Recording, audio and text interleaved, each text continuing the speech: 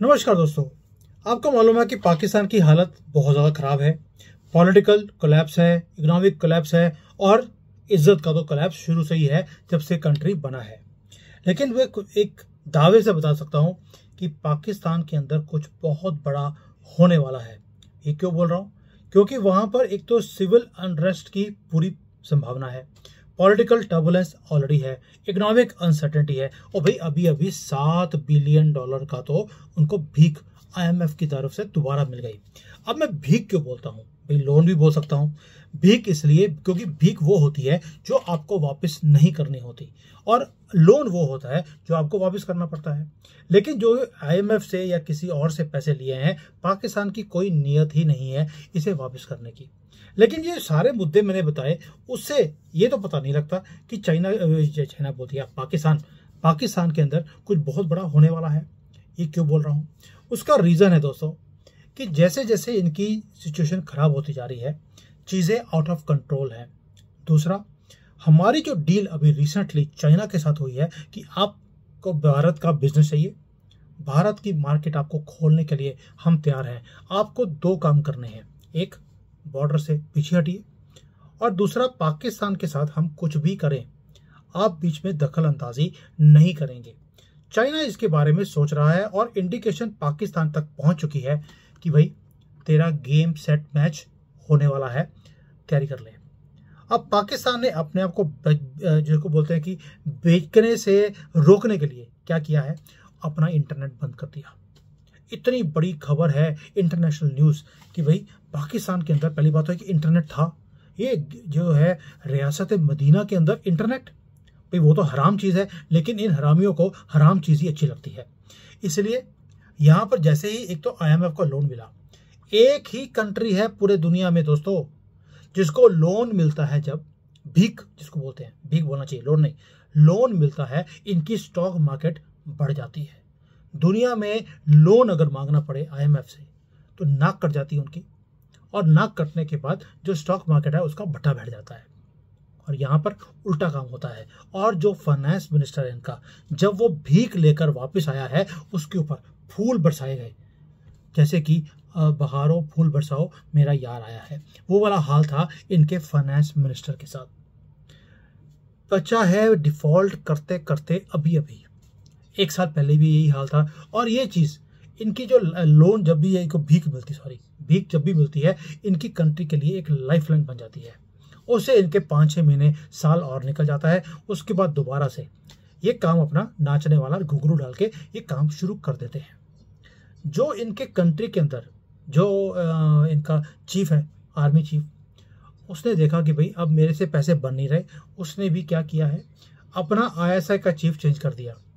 वो terrorism expert है वो, और टेररिज्म एक्सपोर्ट का काम ये होता है कि उसको अब एक्सपोर्ट करना है, उसको टेररिज्म को, उसी से पैसे बनेंगे। और जैसे ही वहाँ से कोई हरकत होएगी, भारत इनका 1, 2, 3 परमानेंटली करने वाला है। और रात को 8 बजे मोदी जी दिखाई देंगे, भाइयों बहनों हमने पाकिस्तान के ऊपर झंडा लहरा दिया है। लहराएंगे, वो काम नहीं बोलते, हमने कर दिया है। यही होने वाला है। और पाकिस्तान तक ये इंफॉर्मेशन ये पहुंच चुकी है। दूसरी तरफ पाकिस्तान के अंदर ये जब इंफॉर्मेशन पहुंची है, उन्होंने अपने इंटरनेट को पहले बंद किया कुछ दिनों के लिए। उसके बाद जो पॉपुलर सर्विसेज है, जैसे व्हाट्सएप है, टिकटॉक है, ट्विटर है, फेसबुक है, यूट्यूब है, उन्हें एक्सेस करना ही मुश्किल हो गया है या कंप्लीटली ब्लॉक कर दिया गया है। मिलियंस ऑफ लोग हैं पाकिस्तान के जो डिसकनेक्टेड हैं इंटरनेट से। अब आप सोचेंगे यार, इंटरनेट को बंद करने से प्रॉब्लम क्या आती है? दोस्तों, सारी दुनिया आजकल इंटरनेट से कनेक्टेड है। जब आप इंटरनेट का एक्सेस अपने देश, पूरे कंट्री के अंदर आप काट देते हैं, इसका मतलब है कि आपको शक है कि कुछ बहुत बड़ा होने वाला है। अब इसमें 2-3 फैक्टर्स हैं, वो भी समझिए आप। एक तो है हमारा बोल रहा हूँ इमरान खान, जिसको हमने फंडिंग करी कि तूने पाकिस्तान की वाट लगानी है, और उसने हमारा काम बड़ी बेखूबी से किया। उसने एक तो हमारे आर्मी के अंदर 2 फाड़ कर दिए। अब आधी आर्मी है जो इमरान खान के साथ है और आधी है जो इमरान खान के अगेंस्ट है। तो जो काम भारत नहीं कर सका, इमरान खान ने 100-200 करोड़ रुपए हमसे लिए और काम कर दिया। ये तो वही हाल हो गया जैसे पप्पू ने हमारे देश का सौदा कर दिया था 2008 में, कुछ 100-200 करोड़ में चाइना से लेकर। अपनी राजीव गांधी फाउंडेशन में। वही काम इमरान खान ने हमारे लिए किया, अब उसे जेल की हुई है। और जो ये पीटीआई है वो हर रोज सोशल मीडिया के ऊपर आकर बोलती है कि हमने गवर्नमेंट को गिरना है, हम लार्जेस्ट पार्टी हैं, हमें हक मिलना चाहिए प्रधानमंत्री बनाने का। और इस चीज़ों से डरकर भी, देखिए कई लोग बोलते हैं कि इन्होंने क्रैकडाउन कर दिया, कि ट्विटर बंद कर दिया, यूट्यूब बंद कर दिया, क्योंकि सोशल मीडिया का यूज़ जितनी बेखूबी से एक तो इमरान खान करता है या राहुल गांधी करता है और इनका इकोसिस्टम करता है, और कोई कर ही नहीं सकता। वैसे नया नया एक मुसलमान बना है रिसेंटली, केजरीवाल, वो भी इसमें माहिर है। बीजेपी तो जीरो है और शुरू से ही जीरो थी इन सोशल मीडिया। ऐसा लगता है कि इनका जो मालविया है वो माल इकट्ठा करने में लगा है और इसलिए उसके पास टाइम ही नहीं है। दूसरी बात, जो ये सारा कुछ हुआ है पाकिस्तान के अंदर इमरान खान को लेकर, वो तो एक फैक्टर है। दूसरा एक और फैक्टर भी है कि पाकिस्तान को तरक्की से मतलब ही नहीं है। इनका जो आईटी सेक्टर है रिसेंटली, पाकिस्तान का, वो बढ़ना शुरू हो गया। $3 बिलियन के एक्सपोर्ट किया है इन्होंने, जो सर्विसेज होती हैं आईटी में। पाकिस्तान के लोगों ने बोला अच्छा हमारी इंडस्ट्री राइज कर रही है, पैसे बन रहे हैं, बंद करो इसको, इंटरनेट स्लो कर दिया। आपको मालूम है भारत के अंदर भी जैसे ही भारत की तरक्की होनी शुरू हुई, एक ही काम किया, रेलवे लाइनें उड़ानी शुरू कर दी, लड़कियां उठाने लेकर जानी शुरू कर दी है, फैक्ट्रियों के अंदर ताले लगाने शुरू कर दिए, स्ट्राइक करवानी शुरू कर दी ताकि तरक्की ना आए। इस कौम को तरक्की से नफरत है, रीजन है उसका, क्योंकि इनको रियासत मदीने में रहना है और रियासत मदीना में तरक्की नहीं थी। वहां पे गधे थे और लालटेन थी, बिजली नाम की कोई चीज नहीं थी, और ना इनको खाने के पैसे थे, ना इनके पास पानी था। इसीलिए आपको मालूम है कि ये नहाते धोते भी कम होते हैं। तो जो ये काम था इसका पाकिस्तान का, कि जहां पर इंडस्ट्री राइज कर रही थी, बंद करो इसको, इसलिए भी इंटरनेट इन्होंने बंद कर दिया।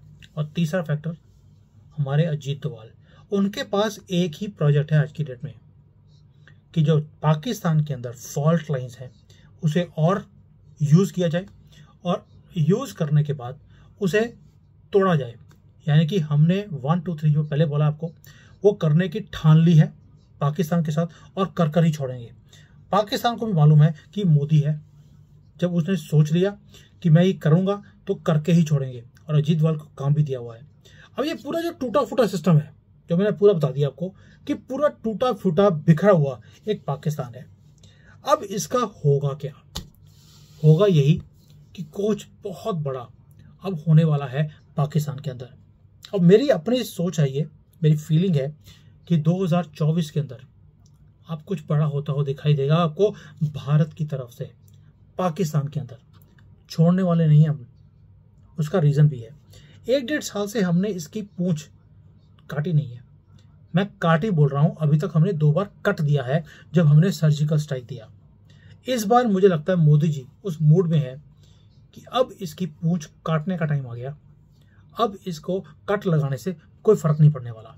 2 बार सर्जिकल स्ट्राइक कर दी, अब 5 बार और कर देंगे, वो हटने वाले नहीं है। इनका अब टुकड़े करना अनिवार्य हो गया है। एक कंट्री आज की डेट में इतनी ज़्यादा बेगैरत हो चुकी है कि भीख मांग के एक कंट्री चला रहे हैं। 1/3 of the population below poverty line है, और सिर्फ कंट्री के अंदर सिर्फ 2% लोग हैं जो टैक्स पे करते हैं। चोरी इनके तो धर्म के अंदर है कि अगर चोरी नहीं की तो तुसी जिसको बोलते हैं कि अल्लाह के बंदे ही नहीं हो, ये इनकी किताब में लिखा है। तो इसलिए चोरी चकारी इनके ब्लड में है, और मोदी जी को मालूम है कि कैसे इनको यूज करना है।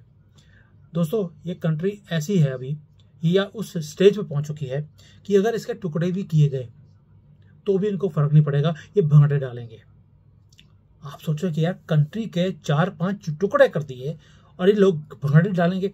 उसका रीजन है कि पूरी दुनिया से जो इन्होंने $150 बिलियन का लोन उठाया हुआ है, जब कंट्री ही नहीं रहेगा तो क्या कहेंगे, सानू पैसे वापस करने की जरूरत ही है नहीं। जब पैसे वापस नहीं करने तो भंगड़े डालेंगे। जो कंट्री लोन लेने पे भंगड़े डाल सकती है, लोन वापस ना करने पर वो क्या भंगड़े डालेगी? आप सोच सकते हैं, इनकी तो दिवाली हो जानी उस दिन। तो इसलिए जो ये सेंसरशिप है, इंटरनेट की रिस्ट्रिक्शंस है, जो वहां पर फॉल्ट लाइंस है, वहां पर सिविल वॉर जैसी सिचुएशन है, पॉपुलेशन ग्रोथ रुक नहीं रहा है, और अल्लाह की इतनी मेहरबानी इन्हीं के ऊपर है सिर्फ और किसी के ऊपर नहीं है। अरबी जो हैं वहां पर एक एक दो दो बच्चा होता है, एक ही बीवी होती है, लेकिन इनके ऊपर रहमत कुछ ज्यादा ही है कि यहाँ पर फैक्ट्री रुकी ही नहीं रही। तो इनका टूटना अब अनिवार्य है और भारत ये करके छोड़ेगा, वरना पाकिस्तान एक इतनी बड़ी प्रॉब्लम बन जाएगा हमारे लिए कि बाद में इसको कंट्रोल करना मुश्किल हो जाएगा। बलूचिस्तान के जो लोग हैं मेरे टच में हैं, उन्होंने बोल दिया कि अब हम बलूचिस्तान को अलग करके छोड़ेंगे, बस भारत से थोड़ी सी सपोर्ट की जरूरत है। बलोचियों, भारत की आपको पूरी सपोर्ट है, ये बंदे बैठे हैं आपके पीछे, आपको जो चीज़ चाहिए आपको पहुंचाई भी जा रही है और पहुंचेगी भी, बस आप लगे रहिए।